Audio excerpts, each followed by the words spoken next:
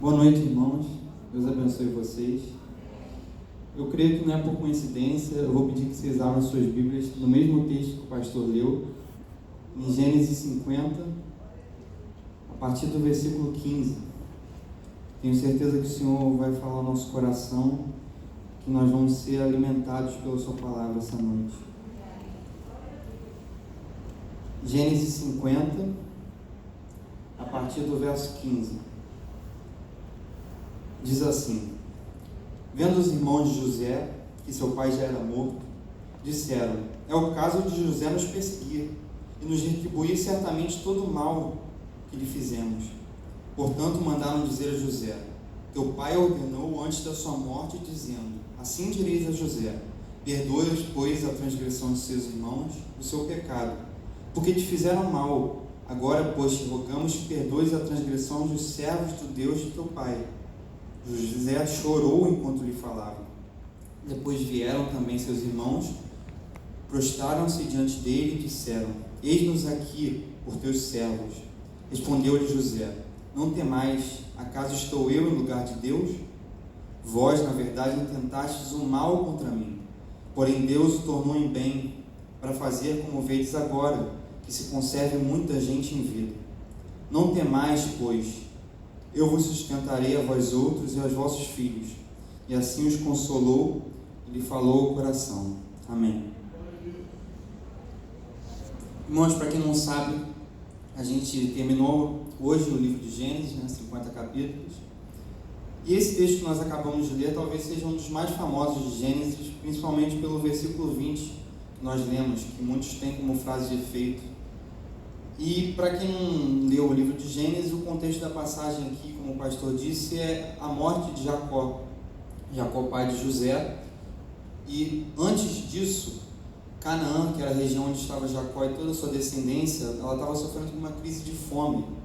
E assim Jacó lhe solicitou seus filhos que descessem à terra do Egito para comprar mantimentos, todos os filhos menos Benjamim, porque diz o capítulo de Gênesis que Jacó tinha medo que Benjamim morresse.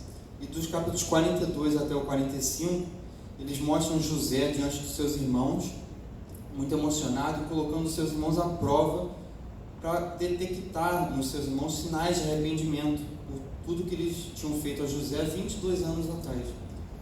Até que finalmente chegamos nesse contexto, estamos aqui, quando os seus irmãos já estão completamente quebrantados diante de José, arrependidos, reconhecendo que eles haviam praticado mal contra José. E José se dá a conhecer os seus irmãos, ao mesmo tempo que consola eles e mostra amor. Isso está lá no capítulo 45, por exemplo, no verso 5 do capítulo 45 de Gênesis. José diz assim: agora, pois, não vos entristeçais, nem vos pese aos vossos olhos por me haver vendido para cá, porque para a conservação da vida Deus me enviou adiante de vós. Para quem porventura não saiba, José foi vendido por seus irmãos, porque seus irmãos o consideravam muito arrogante, porque José constantemente tinha sonhos que colocavam ele numa posição talvez superior a seus irmãos, em que toda a sua família estava ajoelhada diante dele, prestando glória. E José não sabia lidar muito com isso, nem com o preterimento que Jacó dava para ele. E seus irmãos, com raiva, forjam sua morte diante do seu pai, o colocam numa cisterna e o vendem como escravo para o Egito.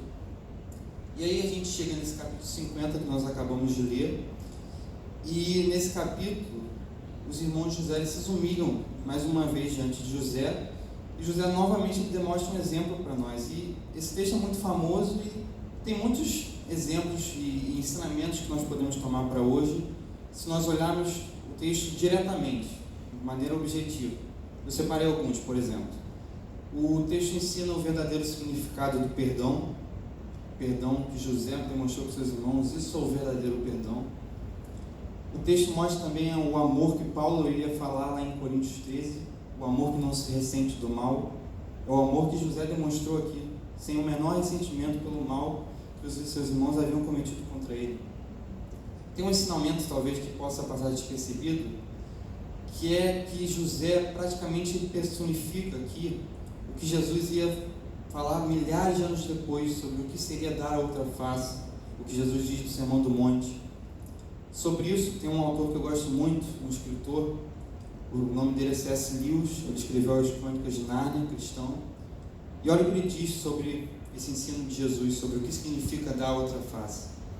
Ele diz assim: será que alguém supõe que os ouvintes de nosso Senhor entenderam o que ele quis dizer, que se um maníaco homicida, procurando matar uma terceira pessoa, tenta me tirar do caminho, eu deveria ficar de lado e deixar que ele chegue até a vítima?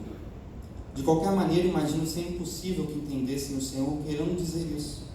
Acho igualmente impossível que eles supusessem Jesus dizendo que a melhor maneira de se criar um filho é deixá-lo bater em seus pais toda vez que ficasse bravo, ou dar ao filho também o mel se ele tivesse pegado o pote de geleia. Creio que o sentido das palavras era perfeitamente claro. Uma vez que você é simplesmente uma pessoa irritada que foi ferida, mortifique sua ira e não bata de volta. É isso que José fez. O dar outra face aqui, C.S. Lewis está dizendo que não é um tipo de pacifismo burro, em que o cristão não vai defender nenhuma pessoa que estiver sendo ameaçada, se isso lhe for possível fazer. Aqui o pacifismo, o que Jesus queria dizer no dar outra face, é quando uma pessoa já foi irritada, já foi ferida, e ela tem a oportunidade de se vingar. Ela tem a oportunidade de se irar, mas ela escolhe o amor. Foi o que José fez. José, várias vezes o texto fala que ele chorou enquanto seus irmãos estavam diante dele, demonstrando arrependimento, e talvez houvesse um tipo de ira no coração de José. Nós não temos como saber. Mas toda a ira ela foi mortificada e transformada em amor. José teve a chance de se vingar como governador de seus irmãos, dizendo que ele eram servos, mas ele escolheu a não vingança, que a vingança é do Senhor. Está escrito isso na Bíblia. Então, o dar outra face é você ter a oportunidade de se vingar de alguém que te feriu, e você escolher o amor ao invés da ira. E aí José diz essa frase famosa, quase como uma frase de efeito que todos nós conhecemos, que os seus irmãos haviam tentado mal contra ele, mas Deus havia tornado mal em bem, para a conservação da vida de muita gente. E é por conta desse tema que o livro de Gênesis ele é tão importante para nós no dia de hoje. O livro de Gênesis, se nós olharmos, ele mostra a ação de Deus no desenvolvimento da história do povo de Israel, e demonstra Deus com a sua infinita misericórdia, porque Deus sempre, no meio de mal, no meio de injustiça, no meio de pecado, ele transformava tudo em bem para a glória do seu nome. A história de Gênesis, se a gente for dividir numa linha do tempo, começa com a criação, tem a queda em Adão e Eva, o período antes e depois do dilúvio, Abraão e sua família, Jacó e seus filhos, e aí José e seus irmãos. E se a gente olha e analisa o livro de Gênesis profundamente, durante todas essas histórias que nos são contadas, não somente o mal foi intentado contra o povo de Deus, mas os próprios servos, como Abraão, Sara, Isaac, Rebeca, Jacó e Raquel, erraram muitas vezes. Por exemplo, Abraão e Sara. Abraão ele duvida da promessa de Deus e cedeu à pressão de Sara, que naquele tempo era Sarai, e cedeu à pressão para que ele coabitasse com Agar, para quase como se acelerasse a promessa do Senhor, e Sarai naquele tempo humilha Agar. Mas no meio desse mal, no meio dessa rede de pecado e de justiça, aparece o anjo do Senhor para Agar e promete multiplicar a descendência de Agar, começando por Ismael. No meio do mal, Deus faz tornar o mal em bem para a glória do seu nome. Se a gente olha para Isaac e Rebeca, Jacó e Esaú, essa história dessa família, diante de drama familiar que começa com a profanação do direito de primogenitura que Esaú fez, praticou, a gente pode ver isso lá em Hebreus. Em Hebreus diz que Esaú tornou aquilo que era sagrado profano, porque ele troca o direito de primogenitura, que era sagrado na cultura, por um simples prato de lentilha, uma simples fome, um desejo carnal momentâneo.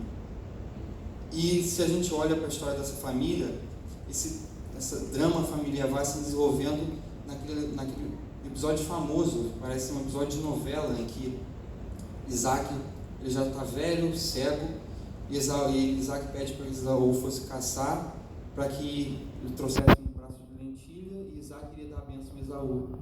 E Rebeca ela escuta junto com Jacó, disfarça Jacó com pelos para parecer Esaú, e Jacó rouba a bênção que estava destinada a Esaú. E ali Esaú ele passa a odiar Jacó, e ele diz que assim que Isaac morresse, e prometeu a si mesmo que iria matar Jacó. E é do meio desse mal, durante a fuga de Jacó, que Deus fala ao seu coração lá em Betel, que ele ergue a coluna, Deus aparece neste dele um sonho. E é na terra do povo do Oriente, quando Jacó já estava na sua fuga, que ele conhece Raquel. E é no capítulo 33 de Gênesis que ele se reconcilia com Esaú, numa das cenas mais lindas que tem na Bíblia de perdão e de reconciliação. Então, mais uma vez, no meio de mal e injustiça, Deus faz tornar em bem para a glória do seu nome. Na história de José, a gente também vê isso. José e seus irmãos planejam mal, os irmãos de José planejam mal contra ele, o vendem como escravo para o Egito, mas através da misericórdia e da presença de Deus na vida de José, que a Bíblia deixa claro que era verdadeira. Por exemplo, no capítulo 39 de Gênesis, no versículo 14, diz assim: porquanto o Senhor era com ele, José, e tudo que ele fazia o Senhor prosperava. E aí José se torna governador do Egito, e outrora ele era um homem que não sabia lidar com o preterimento que Jacó dava para ele, não sabia lidar, muitas vezes ele era arrogante diante de seus irmãos. E agora, irmãos, a gente olha um Jacó que era governador, semelhante a Faraó, seus irmãos admitem isso, se colocam na posição de servo perante ele, e parece um José muito diferente daquele que sonhava e se orgulhava diante de seus irmãos. José, mais uma vez, ele, como sombra de Cristo, ele personifica o que Cristo iria fazer. Paulo disse lá em Filipenses 2, que Cristo havia feito, que Cristo não julgou como usurpação ser igual a Deus. E José como um tipo, uma sombra, alguém que representaria o Messias que haveria de vir. José não julgou como usurpação o ser o governador do Egito, que tinha poder diante dos seus irmãos que lhe haviam traído. José demonstra misericórdia e perdão. Essa mensagem, se nós formos olhar, ela está não só na vida de José, mas está presente em todo o livro de Gênesis, não somente no início da história de Israel em Gênesis, mas em outros livros. Por exemplo, no livro de Gênesis, ele termina com José deixando seu testemunho de fé na promessa de que Israel voltaria a Canaã, e ordenou que seu corpo fosse embalsamado a fim de ser levado para a Palestina.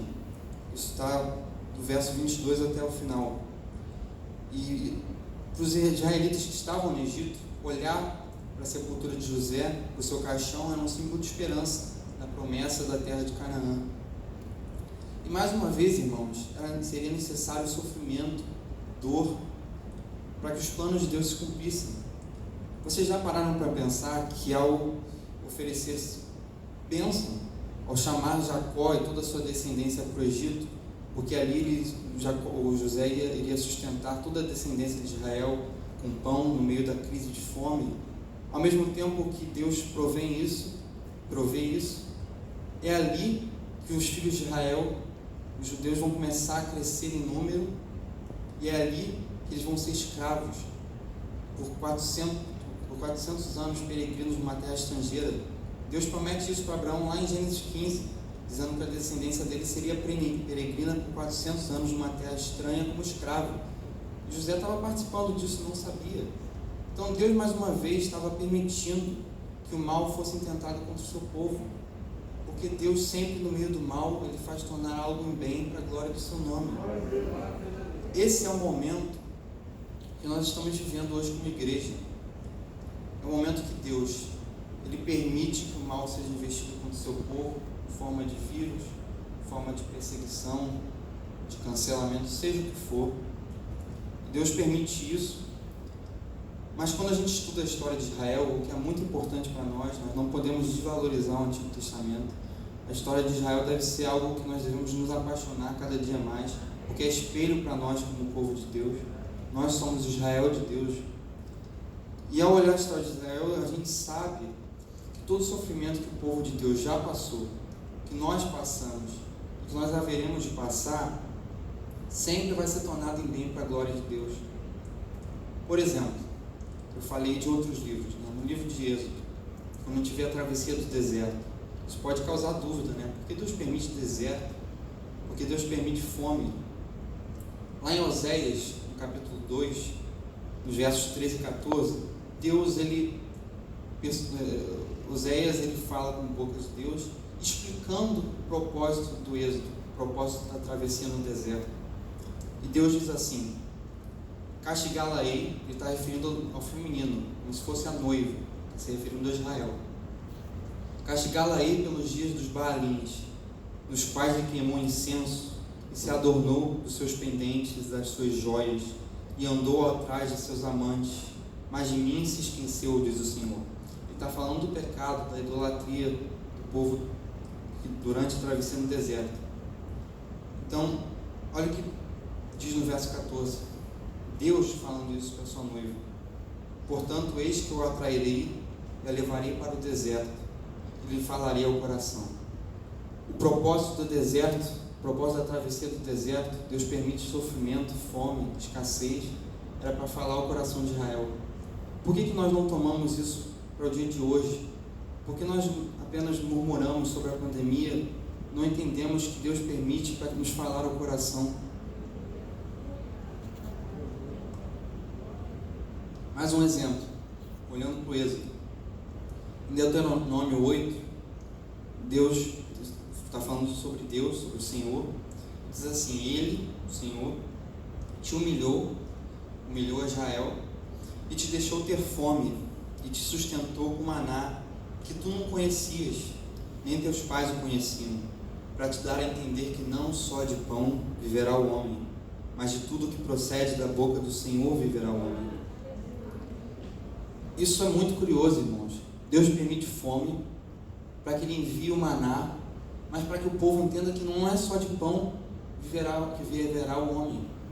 Talvez seja isso que Deus nos queira ensinar hoje, que não só de coisas que estávamos vivendo no passado, antes de começar a pandemia, nós viveremos, mas viveremos de toda a palavra que desce do céu, que alimenta a nossa alma. Esse é o nosso sustento. Irmãos, nós estamos vivendo períodos muito difíceis, entes queridos morrendo, dor, sofrimento. É impossível estar alheio diante disso. Mas quando está escrito lá em Romanos 8, 28, que todos nós conhecemos, talvez algum de nós tenha até no para-choque do carro, sabemos que todas as coisas cooperam para o bem daqueles que amam a Deus, daqueles que são chamados segundo o seu propósito. A gente exclui todo tipo de mal, dor e sofrimento desse versículo. Todas as coisas, como o pastor mesmo disse domingo passado, são todas, inclusive o mal que Deus permite, inclusive a dor, inclusive o sofrimento, inclusive a pandemia que nós estamos vivendo. Ela coopera para os bem daqueles que amam a Deus, até mesmo aqueles que se forem, porque estão melhores do que nós. Cooperou para o bem, porque estão eternamente com o Senhor agora. Isso deve ser consolo para o nosso coração. Irmãos, esse dilema que todos nós vivemos como cristãos, que a teologia chama de teodiceia, se Deus é bom, por que permite o mal? O que todo ateu costuma dizer para nós, né? Talvez seja por isso tudo que o Gênesis ensina, talvez seja por isso que Deus permite o mal.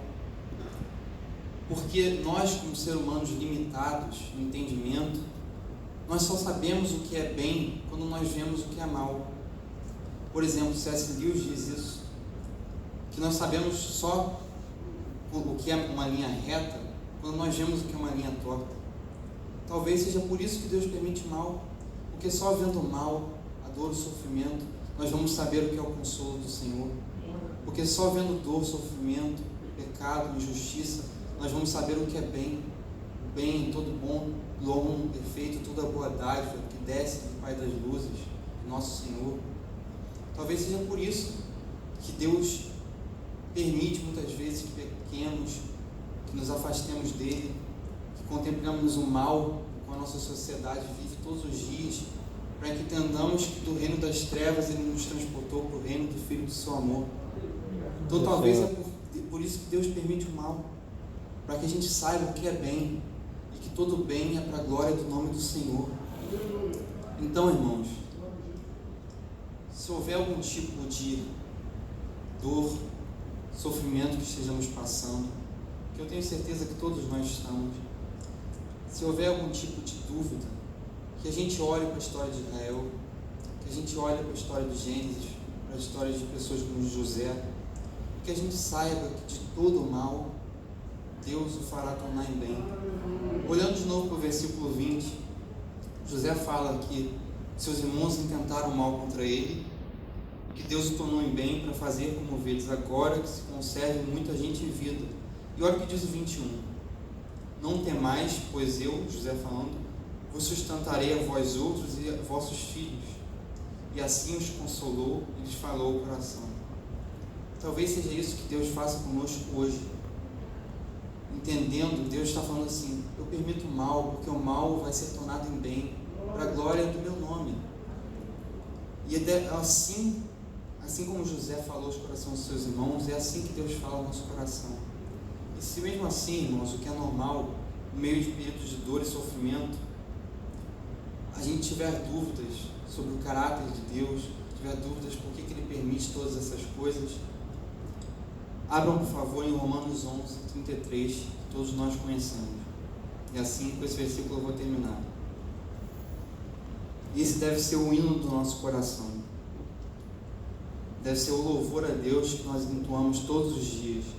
Romanos 11, 33. Aleluia, Senhor. Se houver dúvida no nosso coração, que a gente pare tudo que está fazendo e leia esse versículo. Ó profundidade das riquezas, tanto da sabedoria como da ciência de Deus. Quão insondáveis são os teus juízos, Aleluia, e Senhor. quão inescrutáveis os seus caminhos. Aleluia, Senhor. Porque quem compreendeu a mente do Senhor, ou quem foi seu conselheiro, ou quem lhe deu primeiro a Ele, para que lhe seja recompensado? Aleluia, Senhor. Porque dele, por Ele e para Aleluia. Ele são todas as coisas. Glória, pois, a Ele eternamente. Amém. Pastor, pode subir aqui. Fiquem de pé, por favor, irmãos. Aleluia, Senhor. Glória ao teu nome, Senhor. Aleluia, Senhor. Aleluia.